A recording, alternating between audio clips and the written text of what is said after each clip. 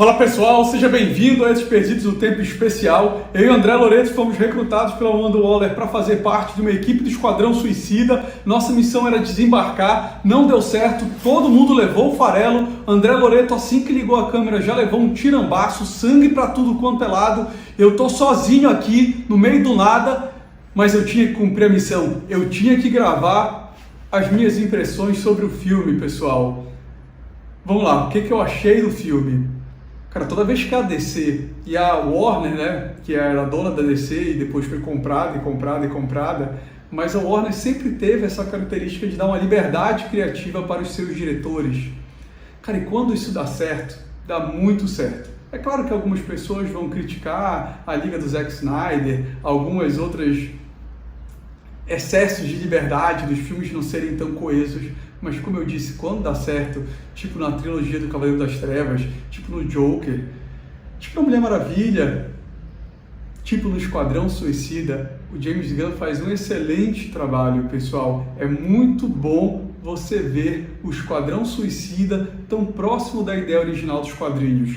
O primeiro Esquadrão Suicida, apesar de ter bons personagens, a sensação é de que eram heróis. Você sabia ali que a maioria não ia morrer, enfim, esses personagens iam conseguir completar a sua missão com o mínimo de baixas possíveis. E o Esquadrão Suicida não é isso, na verdade são personagens personagens toscos na sua grande maioria, personagens descartáveis. E esses personagens não tá nem aí, o governo americano não tá nem aí, cumpram sua missão, senão já era. E se você vai voltar vivo ou não, o problema é seu, talvez é menos um peso morto. E esse filme do James Gunn, ele consegue trazer essa sensação. O começo do filme, para mim, é sensacional, pessoal. Eu vejo o filme muito bem na sua escalação também de protagonistas, principalmente com o John Cena como pacificador e o Idris Elba como Bloodsport. É muito acertada a interpretação, a linha, a direção.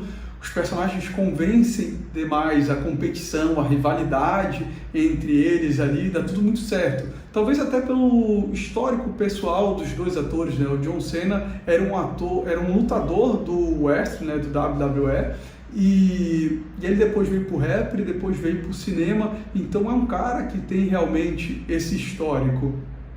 E tanto é que vai ter a série dele na HBO, né? A série do Pacificador.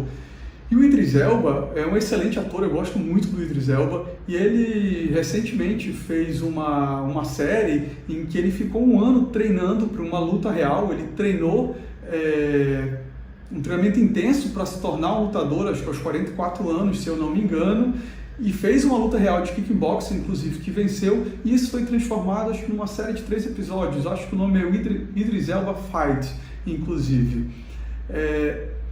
Esse conhecimento dos dois atores de artes marciais, de luta, da parte de treinamento, dá uma credibilidade a mais para os seus personagens.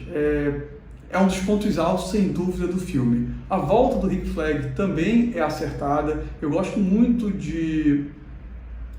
da dinâmica ali do personagem, a questão de ser um reboot soft, sabe? Assim, se você quiser considerar que esse filme está interligado ao universo DC, que ele é uma continuação do primeiro Esquadrão Suicida e que habita o mesmo universo do filme do Zack Snyder, ok, é possível. Se você não gosta dos outros filmes ou não viu e para você esse é um filme independente, também funciona de uma forma excelente, de uma forma perfeita.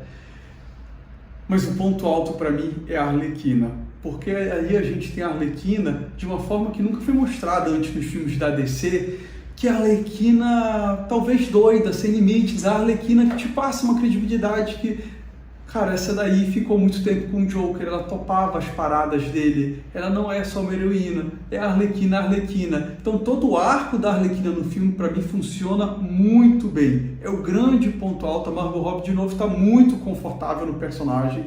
Aquela cena ali de todo o relacionamento amoroso que ela tem e o desfecho desse relacionamento amoroso, para mim, é sensacional. James Gunn também está muito confortável. Eu gostaria muito que ele fizesse mais um filme nesse estilo, nessa pegada. Fiquei muito satisfeito com o resultado.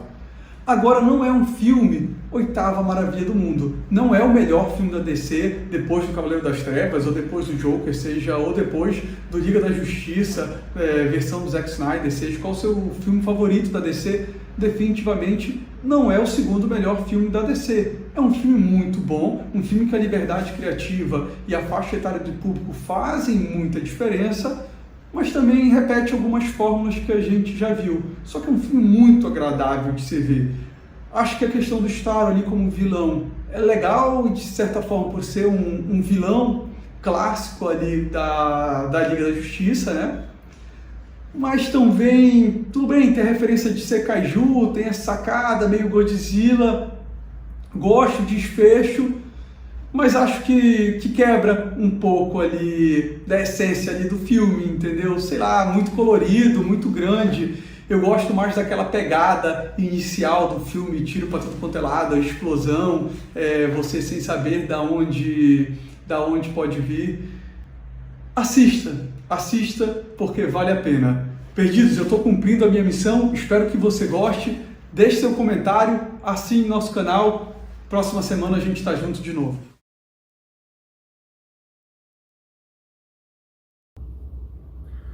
Você não achou realmente que só o Oswaldo ia sobreviver, né? Ele foi para aquela praia com o Loreto só para atrair o fogo inimigo, mas as minhas ordens eram outras. Eu desci em outro ponto para realmente completar a missão. E a missão é comentar o Esquadrão Suicida. O que o filme tem de bom, o que o filme tem de ruim, quais são as nossas impressões sobre esse que está sendo considerado por muitos como o melhor filme da DC em um bom tempo e etc e tal. Eu adianto logo que eu não concordo com essa afirmação. Eu acho que o filme tem sim muitos pontos positivos, mas também tem outros bastante negativos que deixam o negócio meio equilibrado ali. Mas vamos lá, vamos comentando aqui cada coisa na sua vez. Vamos começar pelos pontos positivos. Eu acho que o início do filme em si é muito bom.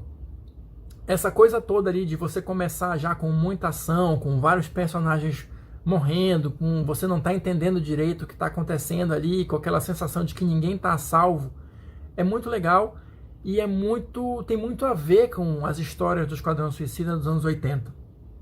Você começar também com uma dezena de personagens e terminar com alguns poucos, isso também tem tudo a ver, né, com o DNA da equipe. Aquela cena da Amanda Waller convencendo o Bloodsport, o Idris Elba, a se juntar ao Esquadrão, para mim também é tipicamente Esquadrão Suicida. E isso é muito legal, você ter essas referências, você ter essa pegada do filme. Fora isso, você tem bons atores que conseguem dar uma personalidade interessante, características interessantes, uma profundidade para os personagens que eles interpretam. E aqui eu estou falando da Arlequina, do Rick Flag, do Bloodsport e do Pacificador. A Arlequina e o Rick Flag, eu não vou nem entrar em muitos detalhes, porque eles mantiveram o padrão de filmes anteriores, né? Mas o Pacificador e o Bloodsport, eles realmente subiram no conceito, porque nos quadrinhos eles são personagens basicamente inexpressivos, né? Não apareceram em muitas histórias, pelo menos aqui no Brasil, e são até ilustres desconhecidos do grande público, né? Mas o John Cena e o Idris Elba conseguiram ali segurar a peteca e melhorar a imagem desses personagens, entregando interpretações bacanas e empolgantes no filme. Fora isso, o que a gente tem de positivo? Tem algumas histórias, algumas escolhas bem interessantes que eles fizeram. E aqui vai alguns spoilers se você ainda não assistiu o filme. Quem lia as histórias dos anos 80 sabe que apesar do índice de mortalidade ser alto, alguns personagens estavam meio que a salvo, porque eles eram o núcleo das histórias. Que personagens eram esses? Por exemplo, o Rick Flag e o Boomerang. No filme, esses dois personagens morrem, e isso de fato é impactante para quem lia as histórias, porque você jamais ia imaginar que esses personagens, ou que os dois personagens, iriam morrer no mesmo filme, né? Talvez tenha sido essa a ideia do James Gunn, né? Mostrar que ninguém está a salvo ali. E realmente eu acho que cumpriu o seu papel de impactar, né? Fora isso, você tem, claro, as cenas de ação, as coreografias estão todas muito bem montadas, muito bem orquestradas. Isso tudo é legal enquanto entretenimento. Mas o problema para mim é que do meio para o final, o filme começa a se afastar um pouco dessa pegada que eu acho que seria mais adequada para o Esquadrão Suicida e se tornar um filme, entre aspas, aqui, um filme de super-herói comum, né? Com um roteiro um pouco mais previsível, com escolhas que você já sabe mais ou menos onde é que vão dar, e isso perde um pouco da força, porque eu acredito que o Esquadrão Suicida deva ser encarado como o lado sombrio, o lado sujo da DC, né? Então, da feita que você se afasta um pouco disso e começa a colocar umas situações mais heróicas, uma coisa mais colorida, uma coisa mais final feliz, entre aspas, mesmo com uma boa parte da equipe morrendo, eu acho que você se afasta um pouquinho do DNA do Esquadrão Suicida, né? Que eu acredito que seja o que a maioria dos fãs dos quadrinhos gostaria de ver, né? Não que o filme seja ruim, ele só não... ele começa de um jeito e termina de um outro mais leve, né? E aí você vai ter também a questão dos eternos alívios cômicos, das situações engraçadinhas, que apesar de elas não estarem exageradas nesse filme, eu acho que perde um pouco a mão, por exemplo, no caso do Tubarão. Eu quero ver um personagem monstruoso e sanguinário que seja realmente monstruoso e sanguinário, que não seja um alívio cômico, que não seja infantilizado de alguma forma. Eu sei que tem muita gente que curtiu demais o Tubarão, mas assim, né, acho que poderia ter outro personagem para fazer esse papel que não fosse ele. Mas tudo bem, isso aí é uma escolha do diretor e acho que uma boa parte do público curtiu. A questão do Starro, do vilão, é um vilão clássico da Liga da Justiça, beleza, mas até onde eu lembro ele nunca saiu andando que nem um Godzilla pela cidade destruindo tudo. E é aí que eu volto ao ponto do lado sujo, do lado sombrio. Eu acho que a escolha desse vilão, ou pelo menos da forma como ele foi mostrado lá, ajuda o filme a se afastar desse lado mais, entre aspas, pé no chão, que eu acredito que faça mais sentido com as histórias do Esquadrão Suicida. Pelo menos as dos anos 80. Então, assim, entre erros e acertos, o filme é divertido, o filme caiu no gosto da galera, pelo visto, né?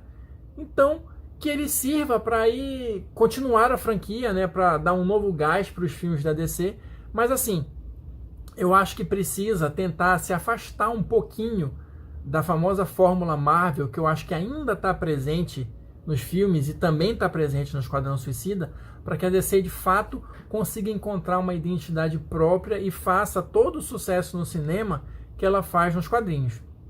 Então, é isso, a gente vai ficando por aqui. Se você concorda, se você discorda, deixa a sua opinião aí nos comentários, né? Vamos bater essa bola, vamos trocar essa ideia. Se você curtiu e não está inscrito no canal ainda, se inscreve aí, ativa o sininho e a gente se vê numa próxima oportunidade, beleza? Falou, galera!